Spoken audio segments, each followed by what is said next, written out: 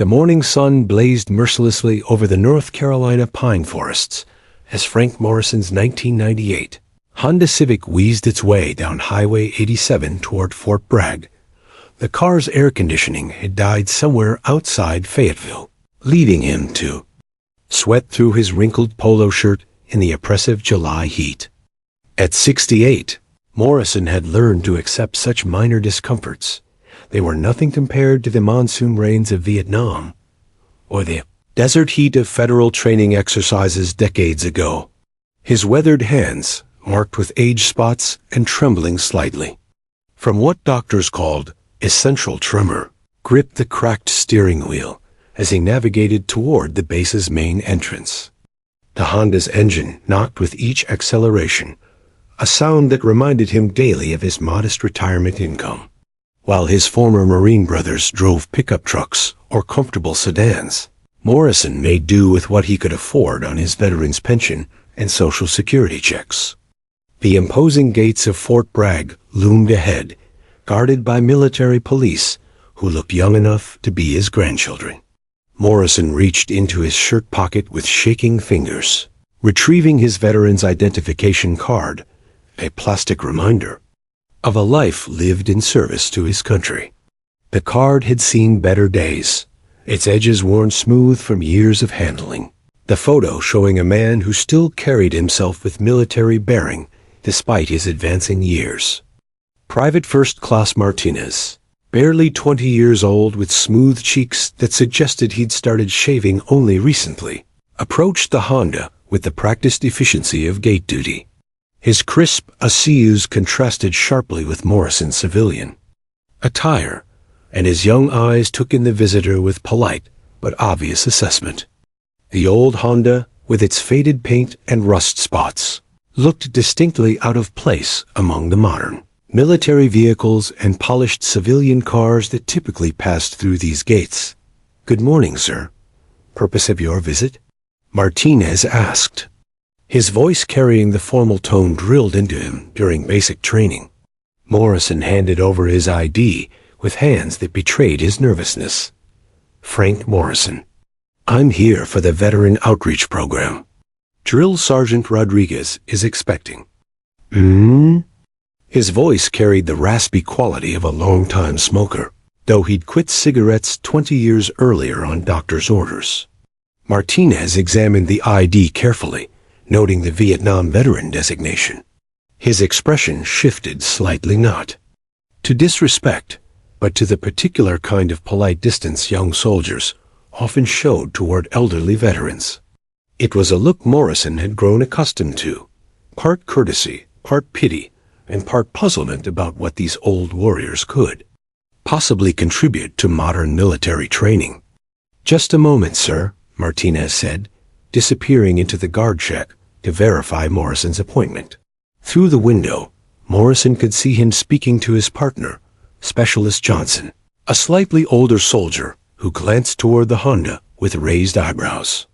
The two young EMPs exchanged the kind of look that Morrison recognized, the subtle communication between soldiers who encounter something unusual in their routine. While waiting, Morrison adjusted his rearview mirror and caught sight of his own reflection. The man staring back bore little resemblance to the lean, hard-muscled Marine who'd prowled the jungles of Southeast Asia 4 decades earlier. His once dark hair had turned completely gray, thinning on top and requiring more frequent combing to maintain any sense of order. Deep lines etched his face, carved by years of sun, stress, and the weight of memories he rarely shared. His shoulders, once broad and straight, now carried a slight stoop that spoke of arthritis and the accumulated fatigue of nearly 7 decades of living. The polo shirt he wore, his best civilian attire, showed its age despite his wife Sarah's careful maintenance. She'd passed away 3 years earlier, leaving Morrison to navigate retirement's challenges alone in their modest ranch home outside Charlotte. The house felt too big now, filled with photographs and memories that both comforted and haunted him. This invitation to Fort Bragg represented his first real purpose in months, a chance to feel useful again in a world that seemed increasingly foreign to an old soldier. Martinez returned with a temporary vehicle pass and a polite smile that didn't quite reach his eyes. "You're all set, Mr. Morrison. Follow the main road to building 2257. Parking is available in the visitor section." He handed back the worn ID, along with a small map of the base, his fingers briefly touching Morrison's trembling hand. The contact seemed to remind the young P that he was dealing with someone's grandfather, not just another administrative task. "Thank you, son," Morrison replied, using the term he'd adopted for addressing soldiers young enough to be his descendants. The word carried no condescension, only the gentle familiarity of a man who'd once been responsible for keeping such young men alive in combat. As the Honda lurched through the gate, Morrison caught Martinez saying something to Johnson that made both men chuckle quietly. He couldn't hear the words, but he could imagine the content. Another old-timer trying to relive his glory days, probably planning to bore the current generation with war stories they'd heard 1,000 times before. Morrison had encountered such attitudes frequently since retirement, the polite dismissal of elderly veterans who seemed to exist primarily as living history lessons rather than individuals with ongoing value. The base itself had changed dramatically since Morrison's last visit 15 years earlier. New buildings rose where he remembered old barracks, and the technology visible, even from the main road, spoke of a military transformed by decades of advancement. Young soldiers moved with purpose along the sidewalks, their equipment more sophisticated than anything Morrison had carried in Vietnam. He felt suddenly ancient, a relic from an era of different weapons, different tactics, and different wars. Finding building 2257 required 2 wrong turns and a helpful gesture from a passing sergeant who recognized a lost visitor when she saw one. The building itself was modern and functional, designed with the efficient architecture that characterized contemporary military construction. Morrison parked his Honda between a shiny pickup truck and a late-model SUV, both vehicles making his car look like a museum piece. As he gathered his courage and his worn leather case from the passenger seat, Morrison noticed several young soldiers glancing in his direction. Their expressions ranged from mild curiosity to barely concealed amusement at the sight of an elderly civilian struggling to extract himself from a car that had clearly seen better days. One soldier, wearing sergeant's stripes, made a comment to his companion that produced barely suppressed laughter. Morrison locked his car, a habit from decades of cautious living, and began the slow walk toward the building entrance. Each step reminded him of his arthritis, his back protesting the morning's long drive.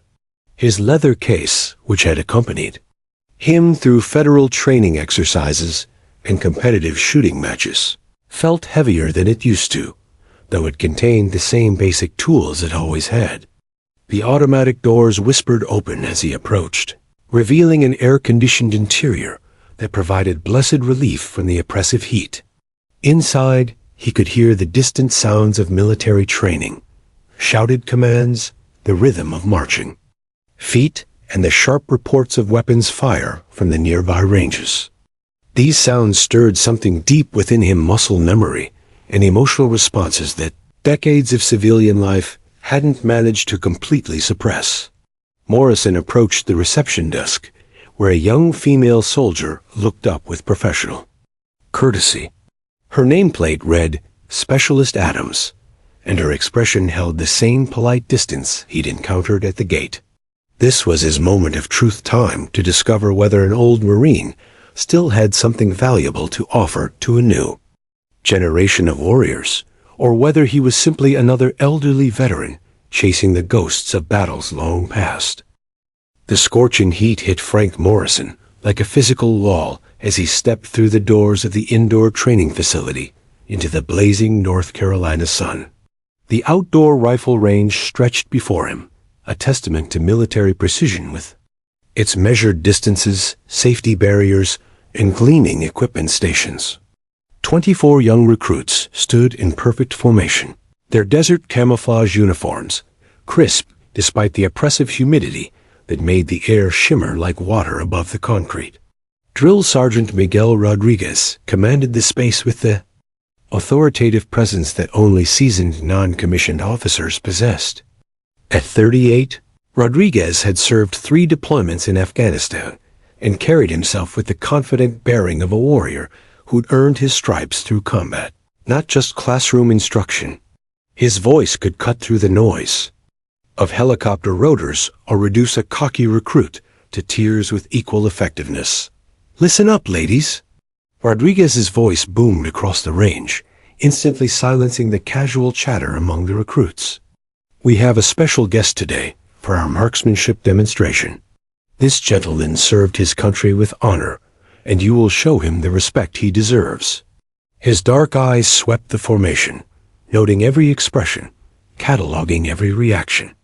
For future reference. Morrison shuffled forward, his leather case clutched in trembling hands, fully aware of how he must appear to these young warriors. The contrast couldn't have been more stark. They stood tall and proud in their identical uniforms, weapons at the ready, while he looked like someone's grandfather who'd wandered onto the wrong movie set. His polo shirt, though clean, showed its age in the slightly faded color and worn collar. His khaki pants, purchased years ago when his waist was smaller, were held up by a brown leather belt that had seen decades of faithful service. Private Tommy Jackson, 19 years old and built like the high school football player he'd been just months earlier, stood third from the left in the formation. His broad shoulders and confident stance spoke of natural athleticism and the kind of swagger that came from being the best at everything he'd attempted in his young life. Jackson had breezed through basic training, excelling in physical fitness, weapons handling, and tactical exercises. In his mind, military service was simply another arena where his natural talents would shine. "Is this guy serious?" Jackson whispered to Private Rodriguez, no relation to the drill sergeant, who stood beside him. "My grandfather's in better shape, and he's 83. The comment drew barely suppressed snickers from the surrounding recruits, who were trying to maintain military bearing while processing the apparent mismatch between their expectations and reality. Private Lisa Chun occupied the 5th position in the formation, her petite frame belying the fierce determination that had carried her through the challenges of military training. At 21, she was older than most of her fellow recruits, having completed 2 years of college before deciding that academic life wasn't providing the purpose she craved. Chun had discovered an unexpected talent for marksmanship during training, consistently outscoring her male counterparts and earning grudging respect from instructors who'd initially doubted her capabilities. Chun's dark eyes assessed Morrison with the analytical precision she brought to everything else in her military career. She noted his unsteady gait, the way he seemed to struggle with the simple act of walking across level ground, and the obvious tremor in his hands as he adjusted his grip on the leather case. Having grown up helping care for her elderly grandmother, Chun recognized the signs of advancing age and the physical limitations that came with it. "This should be interesting," she murmured to Private Williams, who stood to her right. "I hope he doesn't hurt himself trying to handle a rifle." Her comment wasn't malicious. Chun genuinely worried about elderly people attempting activities that might exceed their physical capabilities. Private Marcus Williams, at 20, represented the new generation of digital natives who'd grown up with video games, social media, and instant gratification. His military service was motivated more by economic necessity than patriotic fervor. Army offered steady pay, education benefits, and a clear path toward a stable future. Williams had struggled initially with the physical demands of training, but his quick wit and natural charisma had made him popular among his fellow recruits. $10 says he can't even lift the rifle," Williams announced in a stage whisper that carried further than he'd intended. 20 says he drops it. His betting pool found immediate takers among the surrounding recruits, who saw easy money in wagering against an elderly civilian who looked like he'd be more comfortable in a rocking chair than on a firing range. The formation rippled with barely contained amusement as word of William's bet spread through the ranks. Even the more respectful recruits found themselves fighting smiles as they imagined the upcoming demonstration. They'd been training for weeks with the M4 carbine, learning its weight, its recoil, its temperamental nature when not properly maintained. The weapon demanded strength, stamina, and steady nerves, qualities that seemed absent in the trembling old man approaching their firing line. Rodriguez noticed the undercurrent of disrespect flowing through his formation and felt his jaw tighten with controlled anger. He'd seen enough combat to understand that heroism came in many forms, and that appearances could be devastatingly deceiving. Some of the bravest soldiers he'd served with had been quiet, unassuming men who looked like accountants or teachers until the shooting started. But his recruits were young, inexperienced, and trapped in the kind of thinking that equated physical appearance with capability. "Private Williams," Rodriguez's voice cut through the formation like a blade. "You have something to share with the class?" The drill sergeant's tone carried the promise of unpleasant consequences for whoever had disturbed his carefully maintained discipline. Williams snapped to attention, his face flushing red with embarrassment. "No, drill sergeant." "Sorry, drill sergeant." He fixed his eyes straight ahead, silently cursing his inability to keep his mouth shut when easy money seemed to be on the table. Morrison, meanwhile, had reached the equipment station where several M4 carbines lay waiting for the day's training exercises. His hands shook noticeably as he signed the required safety waiver, his signature barely legible due to the tremor that seemed to affect his fine motor control. The sight of his struggling penmanship drew more whispered comments from the formation, recruits nudging each other and pointing at what they saw as confirmation of their initial assessment. "Need help with that, sir?" asked Staff Sergeant Kim, the range safety officer whose job was to ensure that nobody got hurt during training exercises.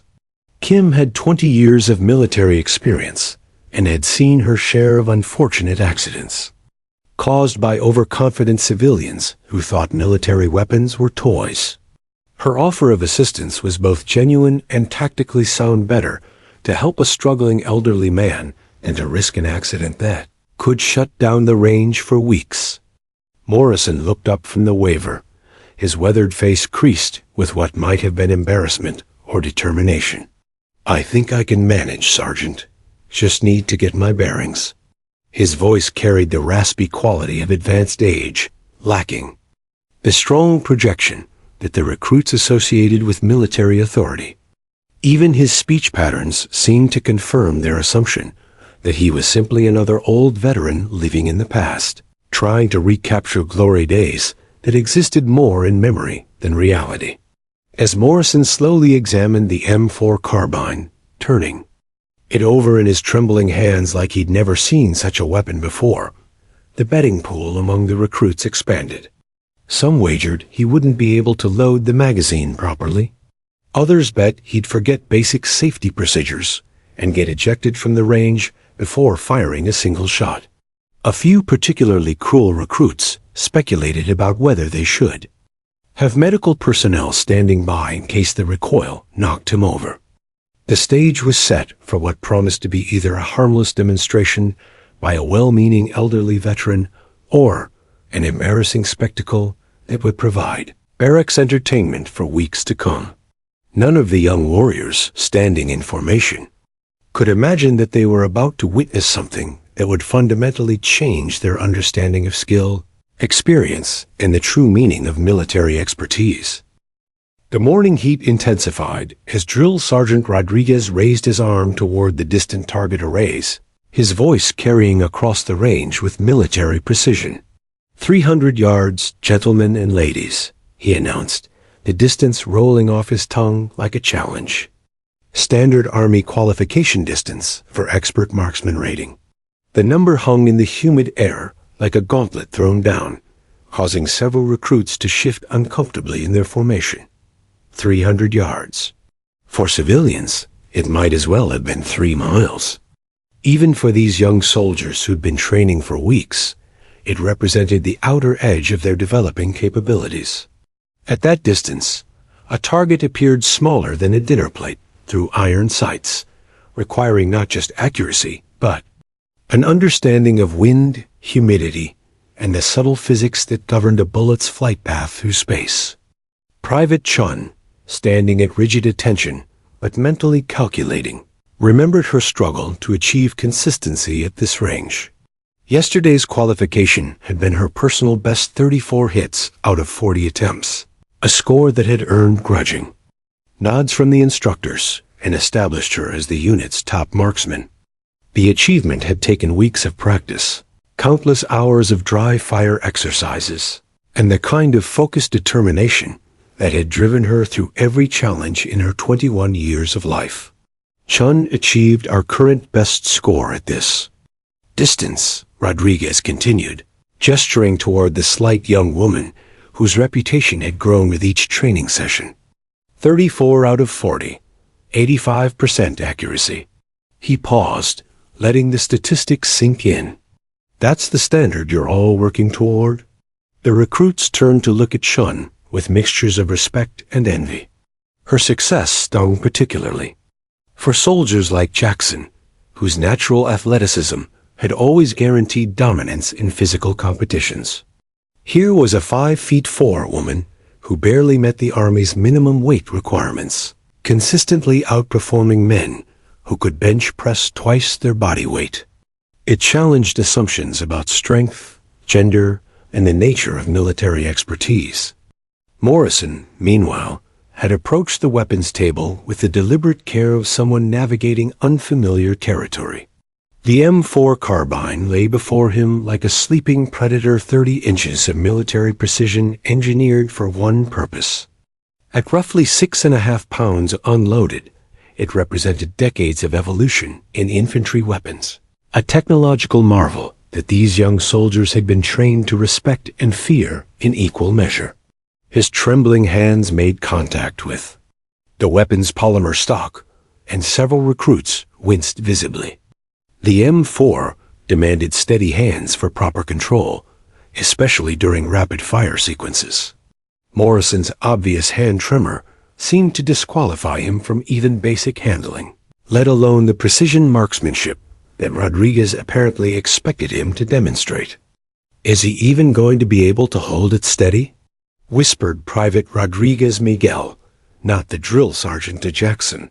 At 19, Miguel had grown up hunting with his father in rural Texas, where steady hands and keen eyes were prerequisites for putting food on the table. He'd watched his own grandfather struggle with similar tremors, eventually giving up hunting when his hands could no longer guarantee clean, ethical shots. Morrison lifted the rifle with visible effort, his arm shaking as he brought it to his shoulder in what appeared to be an awkward approximation of proper shooting stance. The weapon seemed to waver in his grip, like a boat in rough seas, the barrel describing small circles as he struggled to achieve stability. Several recruits exchanged meaningful glances. This was going exactly as they predicted. "Maybe we should have him start closer?" Staff Sergeant Kim suggested quietly to Rodriguez, her voice carrying the diplomatic tone of a professional trying to prevent embarrassment for all parties involved. 50 yards might be more appropriate for. She gestured vaguely toward Morrison, leaving the sentence diplomatically unfinished. Rodriguez shook his head firmly. 300 yards was specifically requested, he replied, though his own expression suggested growing concerns about the wisdom of this demonstration. The drill sergeant had seen enough range accidents to know that good intentions couldn't compensate for physical limitations, and Morrison's struggles with basic weapon handling were becoming impossible to ignore. The betting among the recruits had evolved into a complex wagering system that covered multiple potential outcomes. Williams had expanded his original proposition to include odds on whether Morrison would hit the target at all, with most money flowing toward increasingly pessimistic predictions. Private Taylor, a farm boy from Iowa who understood the difficulty of long-range shooting, had bet that Morrison wouldn't get within 3 feet of the target center. "My grandfather was a Marine in Korea," Jackson confided to Chun as they watched Morrison fumble with the rifle's safety mechanism. "Even he knows when it's time to hang up the weapons and stick to telling war stories." Jackson's comment wasn't entirely cruel. He genuinely respected military service and understood that age eventually defeated even the most skilled warriors. Chun nodded thoughtfully, her analytical mind processing the developing situation. She'd watched enough elderly relatives struggle with declining motor skills to recognize the signs Morrison displayed. Essential tremor, her grandmother's doctor had called it a condition that affected fine motor control and made precise tasks increasingly difficult. It seemed almost cruel to ask someone with such obvious limitations to attempt precision shooting at challenging distances. Morrison, oblivious to the growing concern around him, continued his seemingly clumsy examination of the M4.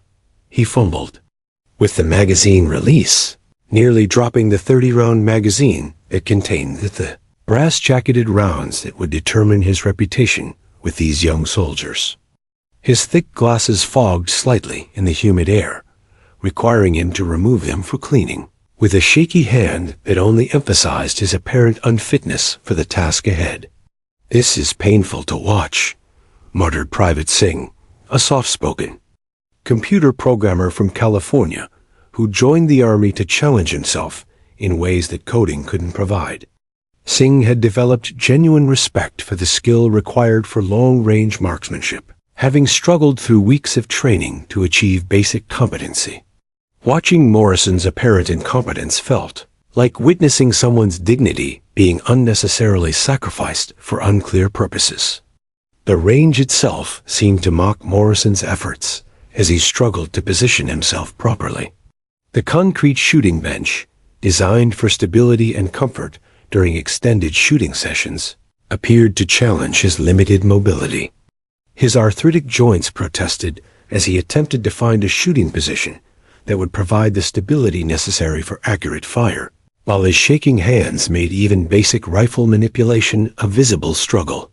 Rodriguez checked his watch and made a decision that balanced respect for the visiting veteran with responsibility for his recruit's training schedule. "Mr. Morrison, we're ready when you are. Take your time to get comfortable." His voice carried professional courtesy, tinged with growing skepticism about the wisdom of this entire exercise. The recruits settled into position as spectators, many pulling out cell phones to record what they expected would be either an embarrassing failure or, at best, a marginal success story they could share later. The mood had shifted from outright mockery to something approaching pity, with even the more respectful soldiers beginning to question why anyone would put an elderly veteran through such an obvious mismatch between ambition and capability. Morrison nodded acknowledgement to Rodriguez, his movements still betraying the tremor that had concerned everyone present. As he began to settle into what appeared to be a shooting position, the collective expectation among the 24 young witnesses was clear. They were about to witness a well-intentioned disaster that would serve as a reminder that time eventually defeated even the most dedicated warriors. None of them could imagine that they were seconds away from witnessing something that would fundamentally alter their understanding of skill, experience, and the true nature of military expertise. The concrete firing line stretched before Frank Morrison, like a threshold between his carefully constructed facade and the warrior that still lived deep within his aging frame. For weeks, he'd prepared for this moment, not through physical training, which his arthritic joints wouldn't tolerate, but through the mental rehearsal that had once kept him alive in the jungles of Southeast Asia. The trembling hands, the fumbling with equipment, the apparent confusion, all of it had been as carefully orchestrated as any military operation he'd ever conducted. As Morrison approached the firing position, something fundamental began to shift in his bearing. The change started in his feet, where the uncertain shuffle that had marked his earlier movements gave way to deliberate, measured steps. Each footfall landed with purpose, as if he were unconsciously counting distance and calculating angles that the watching recruits couldn't perceive. The transformation was so subtle that only the most observant spectators noticed it beginning. Private Chun, whose analytical nature made her acutely aware of details others missed, felt a sudden shift in her perception as Morrison's posture began to change. The stooped shoulders that had suggested frailty were straightening incrementally, revealing a frame that, while aged, still carried the fundamental structure of a man who'd once moved through hostile territory with lethal efficiency. Her grandmother had experienced similar moments of clarity during her decline brief periods, when muscle memory overrode the confusion of advancing age. The M4 carbine, which had seemed unwieldy in Morrison's trembling grasp just moments before, now appeared to settle into his hands with an almost magnetic attraction. His fingers, which had fumbled with the safety mechanism, began to move across the weapon's controls with the kind of automatic precision that spoke of countless hours of repetition. The rifle seemed to become an extension of his body, rather than an external tool he was struggling to master. Drill Sergeant Rodriguez, whose combat experience had taught him to recognize the subtle signs that separated warriors from pretenders, felt his skepticism begin to waver as he watched Morrison's evolving relationship with the weapon. The old man's hands were steadying, not completely, but enough to suggest that whatever neurological condition affected his fine motor control might be more situational than permanent. Rodriguez had seen similar phenomena in combat veterans, whose disabilities seemed to diminish when they encountered familiar military contexts. Morrison's breathing, which had been shallow and irregular during his apparent struggles with the rifle, began to settle into the deep, controlled rhythm that experienced marksmen recognized as the foundation of precision shooting. Each inhalation and exhalation followed a pattern that suggested decades of practice, the kind of respiratory discipline that couldn't be faked or improvised.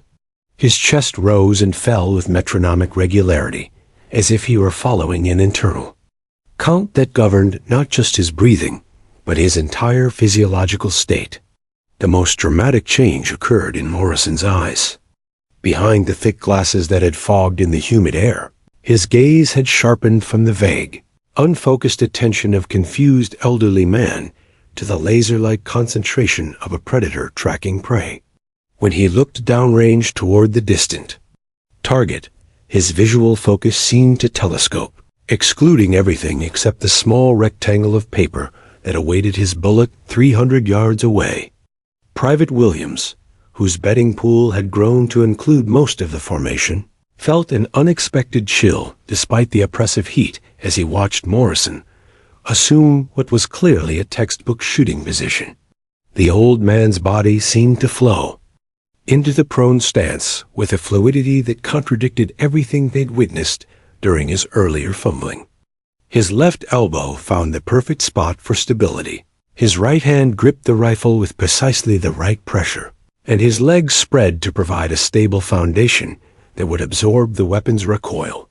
"Holy shit," Jackson whispered, forgetting military protocol as he recognized the transformation occurring before his eyes.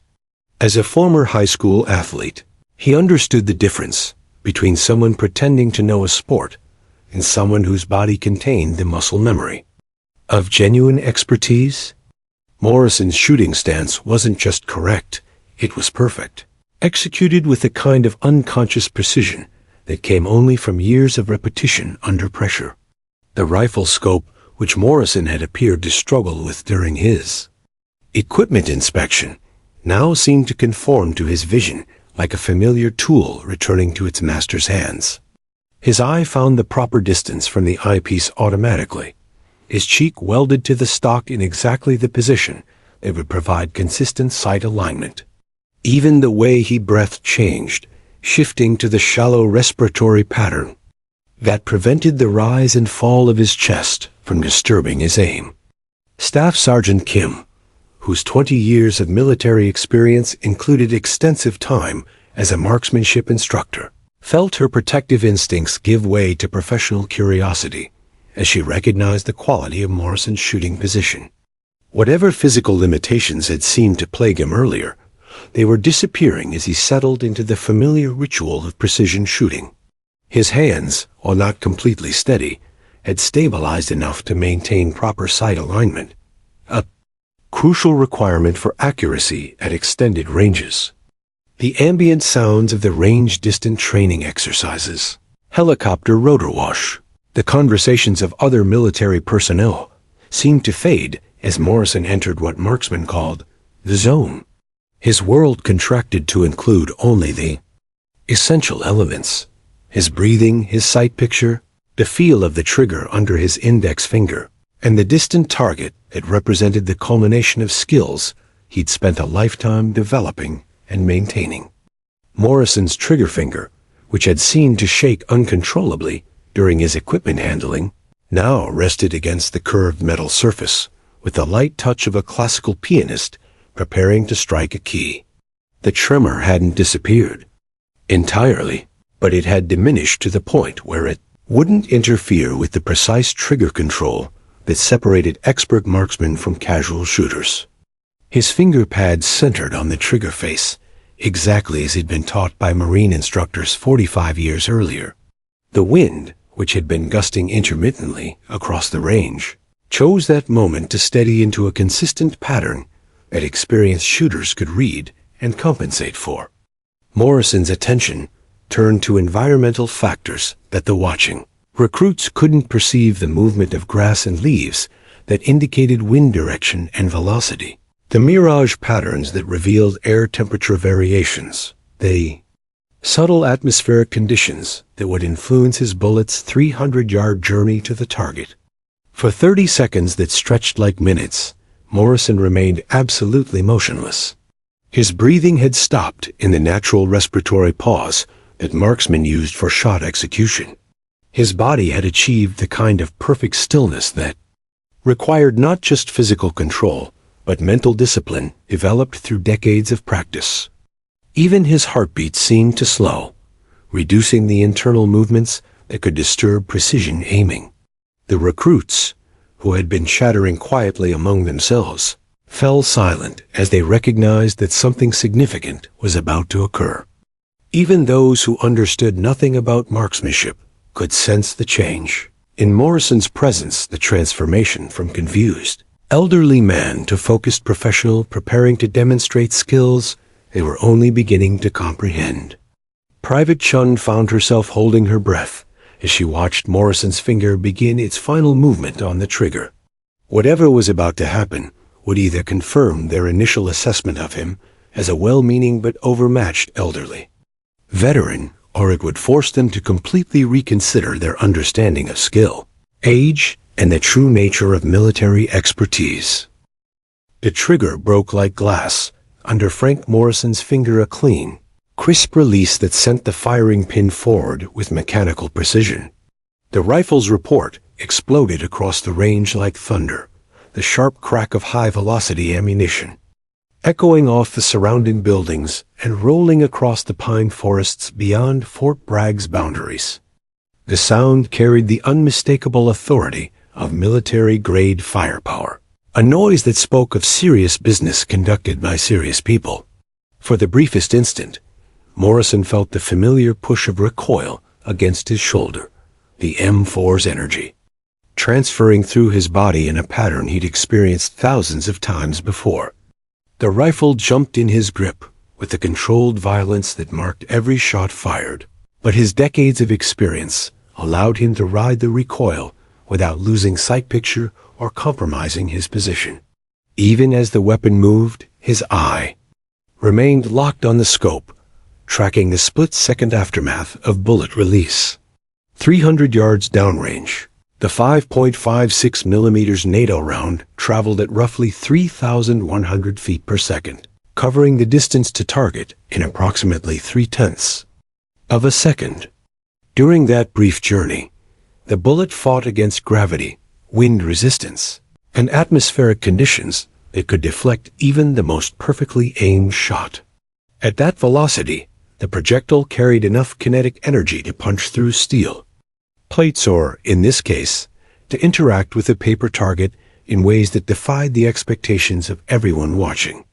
Staff Sergeant Kim, positioned at the range observation post with her high-powered binoculars, felt her jaw drop as she witnessed something that challenged her understanding of ballistics physics. The distant target didn't just register a hit, it simply disappeared. One moment, the standard Army qualification target hung in its frame like a rectangular patch of defiance against the morning sky. The next moment, nothing remained but an empty wooden frame that looked like it had been stripped clean by invisible hands. What the hell? The words escaped Kim's lips before military discipline could stop them, her 20 years of range experience providing no context for what she'd just witnessed. She'd seen perfect shots before his eyes that impressed instructors and earned expert ratings for skilled marksmen. But she'd never seen a single bullet impact that could make an entire target vanish as if it had never existed. Through his own binoculars, Private Jackson stared at the empty target frame with the expression of someone whose fundamental understanding of reality had just been challenged. As a former athlete, he thought he understood the difference between good performance and exceptional performance. He'd witnessed incredible feats of skill on football fields and basketball courts, moments when talented individuals transcended normal human limitations. But this fell into a different category entirely, something that seemed to violate the basic rules of cause and effect. Did the target just ... Jackson's voice trailed off as his brain struggled to process the visual information his eyes were sending. The wooden frame stood intact, its support posts and cross braces undamaged, but the paper target that should have shown Morrison's shot had completely vanished. It was as if someone had used scissors to cut away every trace of the target material, leaving only the skeletal framework behind. Private Chun, whose analytical mind typically provided logical explanations for unusual phenomena, found herself staring through her binoculars at evidence that challenged her scientific worldview. She'd studied ballistics as part of her marksmanship training, understanding the physics of projectile motion and target interaction. Bullets made holes in targets, neat, round holes that could be measured and scored. They didn't make entire targets disappear like magic tricks performed by stage illusionists. "This isn't possible," Chun whispered, adjusting her binoculars to maximum magnification in hopes of finding some rational explanation for what she'd witnessed. Perhaps the target had been improperly mounted, and Morrison's shot had simply knocked it loose from its clips. Perhaps the paper had been defective, pre-torn in ways that made it vulnerable to even marginal impacts. Her mind cycled through increasingly desperate attempts to maintain logical order in the face of impossible evidence. Drill Sergeant Rodriguez felt a chill run down his spine that had nothing to do with the morning temperature. His combat experience in Afghanistan had exposed him to the work of exceptional marksmen, Marine snipers, and Army Rangers whose skills bordered on supernatural. He'd seen shots that defied probability, bullets that found their targets across impossible distances, under conditions that should have made accuracy unattainable. But even those legendary shooters had never achieved results that seemed to mock the fundamental laws of physics. The range fell silent, except for the distant hum of military vehicles and the whisper of wind through the pine trees. 24 young recruits stood frozen in place, their binoculars trained on an empty target frame that represented the complete collapse of their assumptions about skill, age, and the possible limits of human performance. The betting pool they had seemed so clever just minutes earlier now felt like a cruel joke played by people too ignorant to recognize mastery when it appeared before them. Morrison himself remained in position for several seconds after the shot, his body maintaining the perfect stillness that characterized expert marksmen. Through his scope, he could see the empty target frame that marked another successful demonstration of skills he'd maintained through decades of practice. The sight brought neither surprise nor satisfaction, only the quiet acknowledgement that muscle memory and decades of training had once again proven more reliable than the assumptions of observers who confused age with incompetence. Private Williams, whose confident betting had attracted followers throughout the formation, felt his face flush with embarrassment that had nothing to do with the oppressive heat. He'd grown up in an era of instant information and technological enhancement, where smartphones could calculate distances and apps could compensate for environmental factors. The idea that an elderly man with shaking hands could achieve results that seemed to transcend technology felt like a personal challenge to everything he thought he understood about the modern world. Staff Sergeant Kim lowered her binoculars and began the long walk toward the target area, her stride carrying the purposeful determination of someone seeking concrete evidence to support impossible observations. Her boots struck the concrete with metronomic regularity as she covered the 300 yards that separated the firing line from the mystery of the vanished target. Behind her, the assembled recruits watched with the focused attention of people whose worldview was being reconstructed in real time. The walk seemed to take forever, each step carrying Kim closer to evidence that would either confirm the impossible or provide rational explanation for what had appeared to be supernatural marksmanship. Her mind raced through possibilities: defective targets, equipment malfunction, optical illusions created by heat shimmer and atmospheric distortion. Anything seemed more plausible than accepting that a single bullet had achieved results that defied her 2 decades of professional experience. When Kim finally reached the target stand, what she found there would force everyone present to confront the reality that expertise could manifest in ways that challenged their most basic assumptions about human capability and the relationship between age and skill. The evidence lying scattered behind the wooden frame would demand acknowledgement that they had just witnessed something that belonged in the realm of legend, rather than routine training demonstration. Morrison, meanwhile, had begun the slow process of clearing his weapon and returning to the confused, trembling persona that had initially fooled everyone present. But the mask would no longer fit quite as convincingly, not after what these young warriors had just witnessed with their own eyes.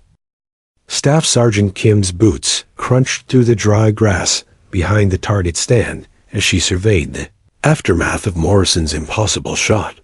20 feet behind the wooden frame, scattered like confetti across the North Carolina pine needles, lay the remnants of what had once been a standard Army qualification target. The paper hadn't simply been perforated, it had been systematically destroyed by a single bullet that had struck with such precision and velocity that it had torn the entire target free from its mounting clips and hurled it backward through the air. At the center of the largest paper fragment, Kim discovered a hole so perfectly round it looked like it had been created by a precision drill rather than a military projectile. The edges were clean, without the tearing or irregularity that typically marked bullet impacts on paper targets. More incredibly, the hole sat dead center in what had been the target's bullseye, not just in the general vicinity of the 10 ring, but precisely at the geometric center of the scoring area. Impossible, Kim muttered, kneeling to examine the evidence more closely. Her fingers traced the perfect circle where Morrison's bullet had passed through, noting the mathematical precision that had placed the shot exactly where it needed to be for maximum effect.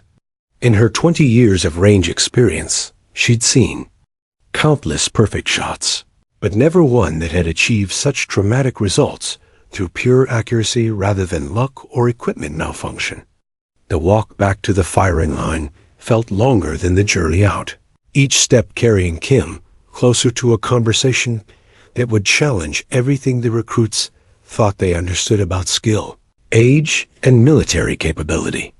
Behind her, the scattered remains of the target provided mute testimony to marksmanship that transcended normal human limitations and entered the realm of legend.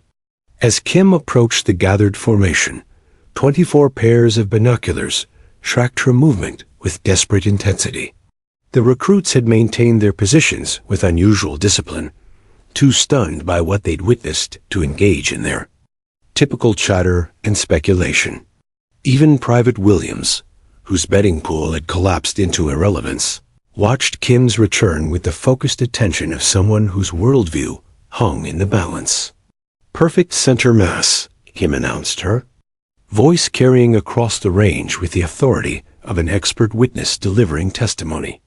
She held up the largest fragment of the destroyed target, the clean hole at its center, visible to everyone present. Target destroyed by a single shot placed exactly at the geometric center of the bullseye. Her words fell into the silence, like stones dropped into still water, creating ripples of disbelief that spread through the formation.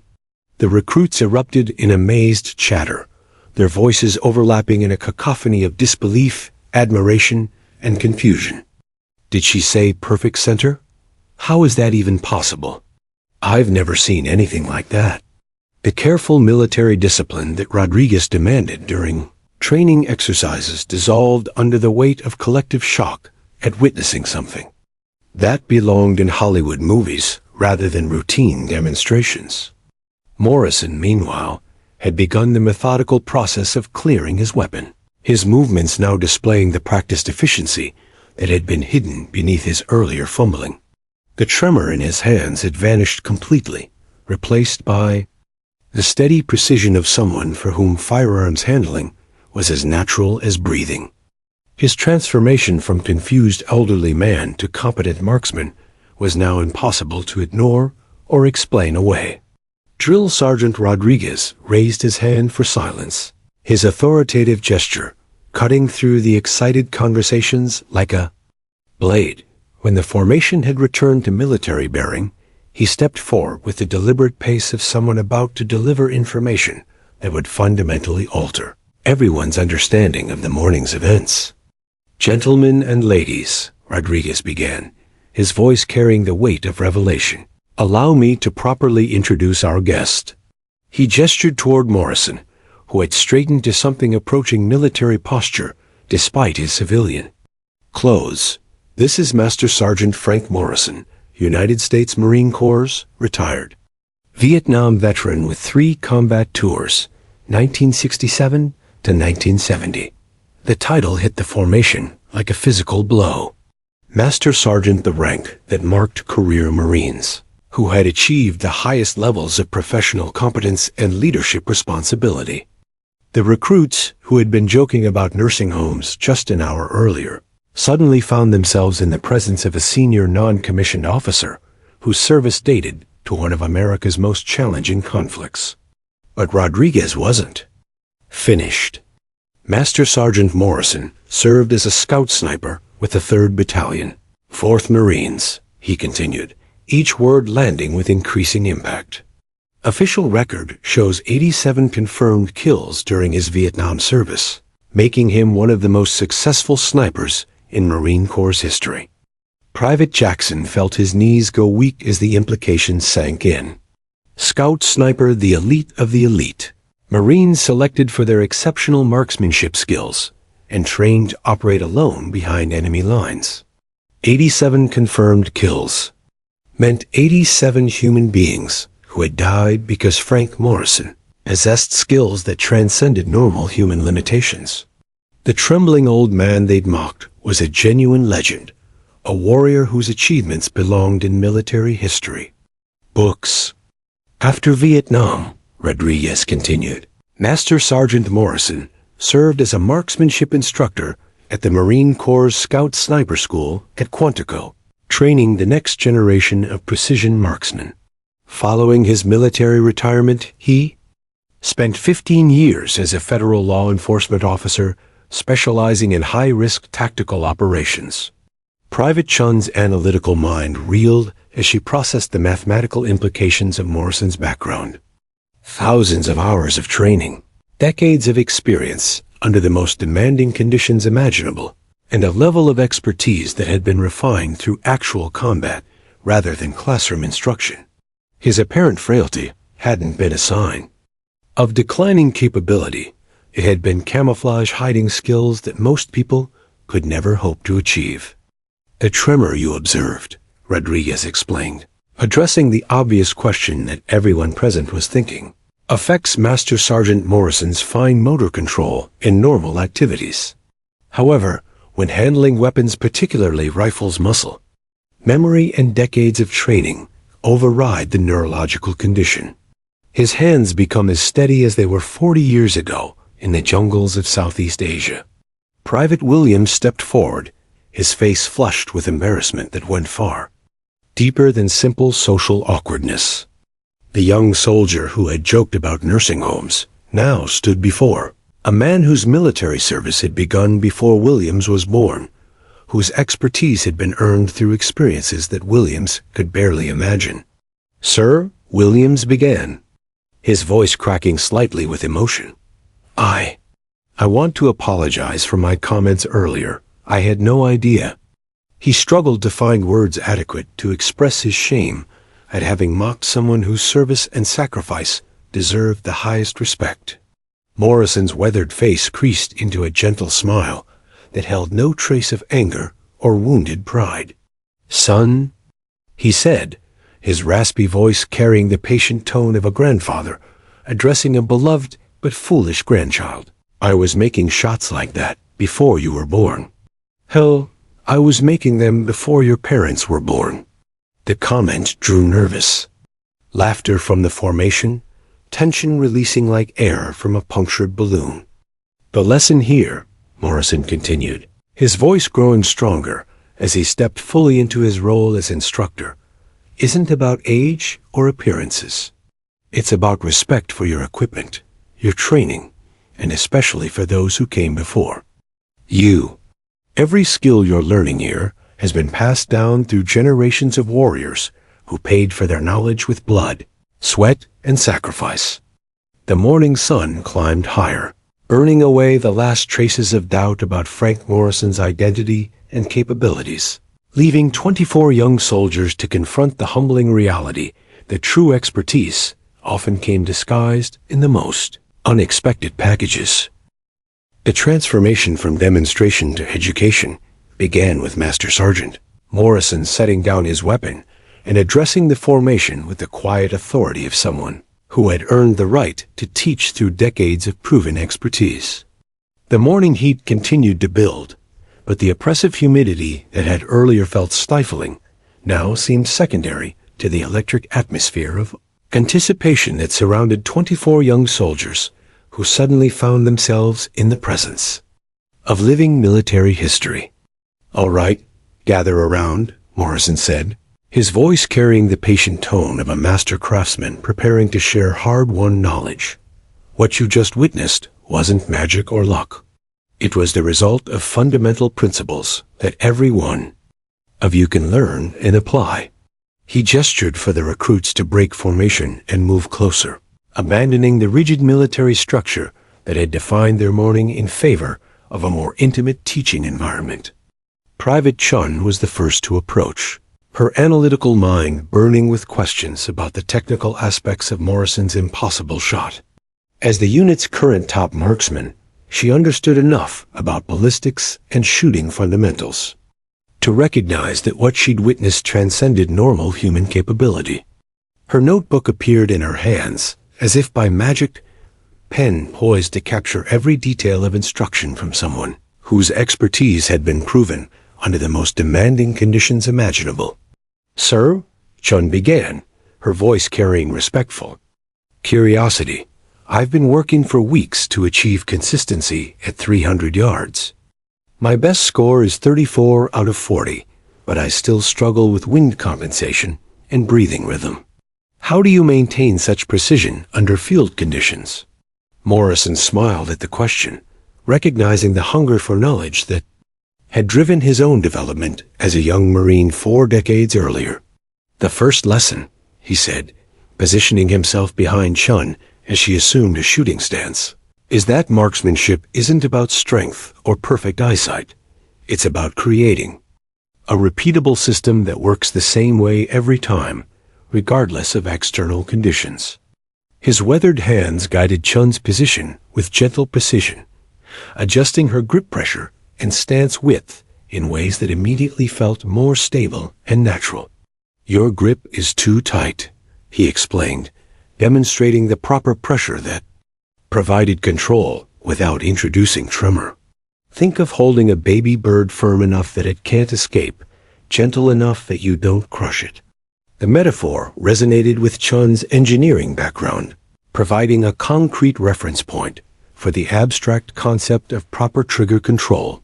As Morrison guided her through the fundamentals, her shooting position evolved from technically correct to genuinely comfortable, the kind of natural stance that could be maintained for extended periods without fatigue. Private Jackson approached next, his earlier cockiness replaced by genuine humility and eagerness to learn from someone whose achievements dwarfed anything he'd accomplished in his young life. The former football player who dominated high school athletics now found himself in the position of student rather than star performer, a role that challenged his self-image while opening new possibilities for growth. "Master Sergeant," Jackson said, unconsciously adopting the formal address that Morrison's revelation had made appropriate. "I've always relied on natural ability in sports, but marksmanship seems different. How do you develop the kind of consistency that makes impossible shots look routine?"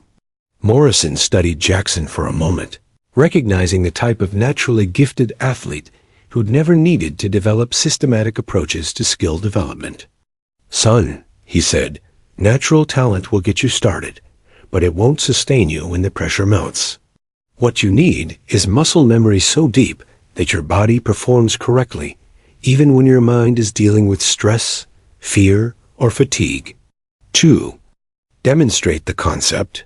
Morrison had Jackson assume a shooting position, and then began introducing distractions, sudden noises, physical contact, even verbal challenges designed to simulate the stress of combat conditions.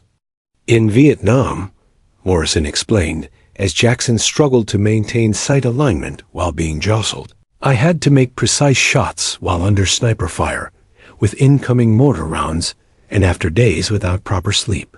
The fundamentals had to be so deeply ingrained that they functioned automatically." Private Williams, still embarrassed by his earlier comments, but determined to make amends through serious attention to instruction, presented a different challenge. His background in digital technology had accustomed him to systems that provided instant feedback and automatic corrections, making the analog nature of precision shooting particularly challenging. "Sir," Williams asked, "I understand the technical aspects of ballistics, but how do you read environmental conditions without instruments? I've been using range cards and ballistic calculators, but you seem to assess wind and temperature just by observation." Morrison nodded appreciatively at the question, recognizing a student who was beginning to understand the difference between theoretical knowledge and practical application. "Technology is a tool," he explained, "but it can become a crutch that prevents you from developing natural ability. Watch the grass, the leaves, the mirage patterns in the air. Your eyes can provide more accurate environmental data than any instrument if you train them properly."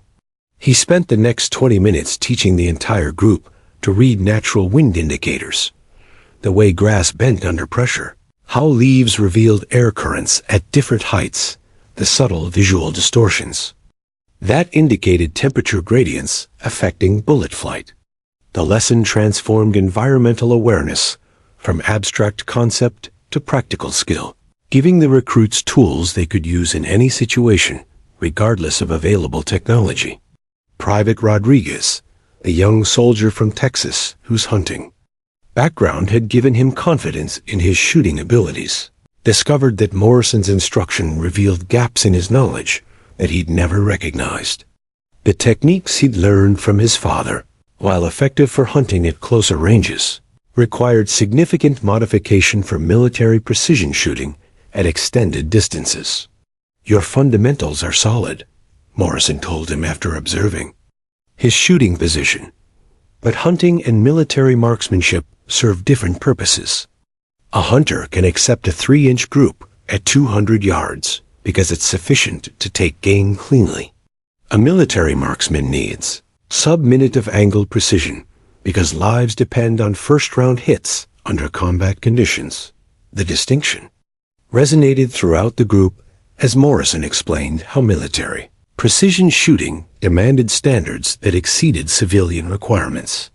Every aspect of technique from breathing control to trigger manipulation required refinement beyond what most recreational shooters ever achieved. As the instruction continued, Morrison shared stories that illustrated the real-world application of the techniques he was teaching. His narratives weren't glorifications of combat, but rather practical examples of how proper fundamentals had made the difference between mission success and failure, between life and death for himself and his fellow Marines. I once had to make a shot at 450 yards in driving rain, he told them, adjusting Private Singh's breathing rhythm with a spotter who'd been wounded and couldn't provide accurate range information. The only thing that made that shot possible was confidence in fundamentals that I'd practiced thousands of times under perfect conditions. The lesson continued as Morrison worked individually with each recruit, identifying personal weaknesses and providing customized instruction that addressed specific deficiencies. His teaching style combined patience with precision, demanding excellence while providing the guidance necessary to achieve it. By the end of the hour, every recruit had experienced measurable improvement in their shooting fundamentals. More importantly, they'd gained an understanding of marksmanship as a discipline that rewarded dedication, practice, and respect for proven techniques developed through generations of military experience. As the formal instruction period concluded, Morrison stepped back to observe his temporary students with the satisfaction of a teacher who'd successfully transmitted crucial knowledge to eager minds ready to receive it. 6 months after that sweltering July morning, when Frank Morrison had first shuffled through Fort Bragg's gates in his beat-up Honda Civic, the same vehicle now occupied a reserved parking space marked Distinguished Visitor near the base's premier training facility. The rust spots and faded paint hadn't changed, but the car's status had transformed completely, just like its owner's reputation among the soldiers, who had once dismissed him as another elderly veteran living in the past. The transformation of Morrison's standing at Fort Bragg had begun within hours of his impossible demonstration shot.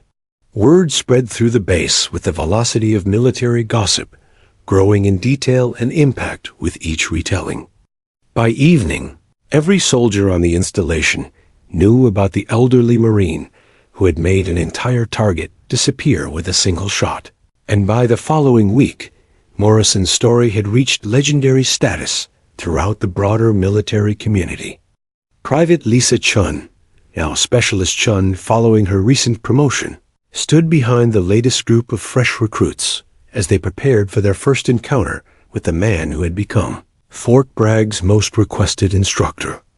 Her transformation over the past 6 months had been as dramatic as Morrison's revelation of his true identity. Using the techniques he'd taught her during that first master class, Chun had systematically improved her marksmanship scores until she achieved something that had seemed impossible just months earlier. "Ladies and gentlemen," announced Drill Sergeant Rodriguez to the new formation, his voice carrying the same authority that had marked Morrison's introduction 6 months ago. "You are about to meet Specialist Chun, who currently holds the fort." Bragg record for rifle qualification with a perfect score of 40 out of 40 at standard distances. The announcement drew impressed murmurs from the recruits, who understood enough about marksmanship to appreciate the mathematical precision required for such achievement. Chun stepped forward, her confidence transformed from the analytical hesitation that had once marked her approach to shooting. 6 months ago, she told the assembled recruits, "I was where you are now, struggling to achieve consistency, frustrated by variables I couldn't control, wondering if I'd ever develop the skills that define expert marksmen. Then I met someone who changed my understanding of what's possible when proper fundamentals meet dedicated practice. The base record Chun had shattered hadn't been broken in over a decade, representing a standard of excellence that had seemed untouchable to previous generations of soldiers. Her achievement had attracted attention from military marksmanship programs across the country, earning her invitations to compete at national levels and opening career opportunities she'd never imagined possible. Private Marcus Williams, now a squad leader responsible for training newer recruits, had undergone perhaps the most dramatic personal transformation of anyone in Morrison's original group. The young soldier, who had once made cruel jokes about nursing homes, now spent his off-duty hours reading military history and researching the achievements of previous generations of warriors. His apartment had become a shrine to military expertise, filled with books about legendary snipers, tactical manuals, and historical accounts of extraordinary marksmanship under combat conditions. A thing about Master Sergeant Morrison, Williams, explained to his squad during their preparation for the day's training, is that he represents something we don't see much anymore, genuine mastery earned through experience that most of us can't imagine. When he teaches you something, it's not theory from a manual. It's knowledge paid for with blood and proven under conditions where mistakes meant death. Williams had established Fort Bragg's Veteran Mentorship Program, a formal initiative that paired experienced former military personnel with current soldiers seeking to develop specialized skills. The program had grown from Williams' personal embarrassment at his initial treatment of Morrison into a base-wide recognition that wisdom and expertise often came disguised in unexpected packages. The program's success had attracted veterans from conflicts spanning multiple decades, creating a living library of military knowledge that connected current soldiers with the accumulated wisdom of previous generations. Korean War veterans taught cold weather survival techniques. Vietnam veterans shared jungle warfare tactics, and Gulf War veterans provided insights into modern combined arms operations. Morrison himself had become the program's most popular instructor, his teaching schedule booked months in advance by units requesting specialized marksmanship training. His reputation had spread beyond Fort Bragg to other military installations, where his expertise was sought for training special operations units and preparing soldiers for deployment to combat zones. The old Honda Civic's reserved parking space represented more than simple courtesy. It symbolized the base's recognition that Morrison's contributions transcended the CINDA's typical expectations of civilian contractors or visiting instructors. His insights had improved training programs. His techniques had been incorporated into official marksmanship curricula, and his approach to teaching had influenced an entire generation of military educators. As Morrison approached the current group of recruits, his physical appearance remained unchanged from that first morning 6 months earlier. The same gray hair, the same weathered features, the same careful gait that spoke of arthritis and advancing age. But the recruits who watched his approach did so with expressions of anticipation rather than skepticism, their attitudes shaped by stories they'd heard from older soldiers who had witnessed his extraordinary capabilities. "Good morning, Morrison," said, his voice carrying the familiar raspy quality that had once seemed like weakness but now commanded immediate attention. "I understand you've been working on fundamentals for several weeks. Today, we're going to explore what becomes possible when those fundamentals are applied with proper understanding and dedicated practice." The morning's demonstration followed a pattern that had been refined through months of repetition, but each session brought new insights as Morrison adapted his teaching to address the specific challenges faced by different groups of students.